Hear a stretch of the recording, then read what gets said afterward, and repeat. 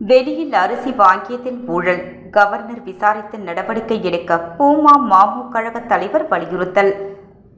இதுகுறித்து புதுச்சேரி மாநில மக்கள் முன்னேற்ற கழக தலைவர் பேராசிரியர் ராமதாஸ் வெளியிட்டுள்ள அறிக்கையில் கூறியிருப்பதாவது: புதுச்சேரி அரசு ஊழலில் திளைத்திருக்கிறது என்பதற்கு மேலும் ஒரு உதாரணமாக ரேஷன் அரிசி டெண்டர் முறைகேடு நடந்துள்ளது.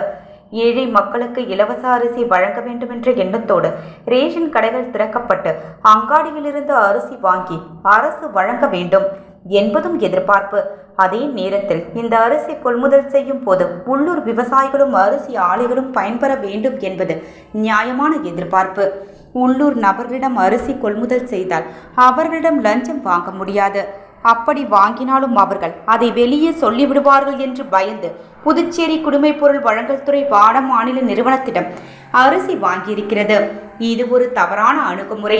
அந்த நிறுவனத்திற்கு சாதகமாக டெண்டர் விதிகளை உருவாக்கி இருப்பதாக கூறப்படுகிறது.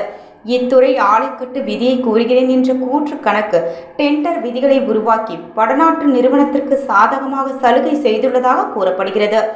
அதற்கு பிரதிபலனாக இந்த நிறுவனம் 1 கிலோ அரிசிக்கு ரூபாய் 15 லட்சம் கொடுத்து ரூபாய் 20 கோடி மொத்த லட்சமாக பெறப்பட்டுள்ளதாக கூறப்படுகிறது. உள்ளூரில் வாங்கி இருந்தால் குறைந்த விலையில் அரிசி வாங்கி ரூபாய் 20 கோடி அரசுக்கு சேமிப்பு ஏற்பட்டிருக்கும். மக்களும் உள்ளூர் வியாபாரிகளும் நன்மை கிடைத்திருக்கும்.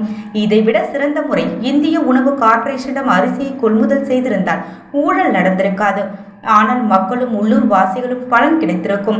அரசாங்கம் வெளியில் அரிசி வாங்குவதில் ஊழல் நடக்கிறது என்பதால் தான் டாக்டர் கிரண்பேடி அவர்கள் துணைநிலை ஆளுநராக இருந்தபோது அரிசிக்கு பதிலாக மக்களின் வங்கிக் கணக்கில் பணத்தை டெபாசிட் செய்தார். இன்றைக்கு இந்த ஊழலை பார்க்கும் போது அவர் சொன்னது சரியாகிவிட்டது. இது ரேஷன் முறையை கேவலப்படுத்தி விட்டது. இந்த ஊழல் பணத்தை பெறுவதற்கு அரசு மக்கள் மீது வரியை உயர்த்துகிறது அல்லது கடன் வாங்கிய பணத்தை செலுத்தி எல்லா மக்கள் மீதும் சுமையை ஏற்றுகிறது அல்லது ரெஸ்டோ பார்களை திறக்கிறது. இப்படி ஒவ்வொரு திட்டத்திலும் லஞ்சம் வாங்கி திட்டத்தின் தரத்தை குறைப்பதோடு புதுச்சேரியின் நற்பெயரும் களங்கம் விளைவிக்கிறது. புதுச்சேரியின் அரசியல்வாதிகள் ஒரே இரவில் கோடீஸ்வரர்களாக மாறுகிறார்கள். இது பற்றி முதலமைச்சர் வாய் திறந்து பதில் சொல்ல வேண்டும். ஆனால் அவர் பேச மாட்டார். எந்த அறிக்கையும் வெள்ளை அறிக்கையோ கருப்பறிக்கையோ கொடுக்க மாட்டார். துறை சார்ந்த அமைச்சராவது விளக்கம் அளிக்க வேண்டும். தவறினால் நமது நேர்மையின் சின்னமான துணைநிலை ஆளுநர் இப்பிரச்சனையின் உண்மை நிலையை ஆராய்ந்து குற்றவாளிகளை தண்டிக்கும் கடமையை செய்ய வேண்டும். நல்ல கொள்கைகளையும் கருத்துக்களையும் பண்புகளையும் பறைசாற்றுவதில் புதுச்சேரிக்கு எந்த நன்மையும் கிடைக்காது. நடவடிக்கையில் இறங்கி நிர்வாகத்தில் எங்கும் தவறு நடக்காமல் பார்த்து கொள்ள வேண்டும். புதுச்சேரியை பாதுகாக்க வேண்டும். முதலமைச்சர் இதற்கு பதிலளிக்கவில்லை என்றால் பணியில் உள்ள ஒரு நீதிபதியின் தலைமையிலேயோ அல்லது சட்டமன்ற உறுப்பினர் குழுவிடமோ ஆணையிட்டு இப்பிரச்சனையை விசாரணை செய்து 2 வாரங்களுக்குள் உண்மையை வெளிவர வேண்டும்.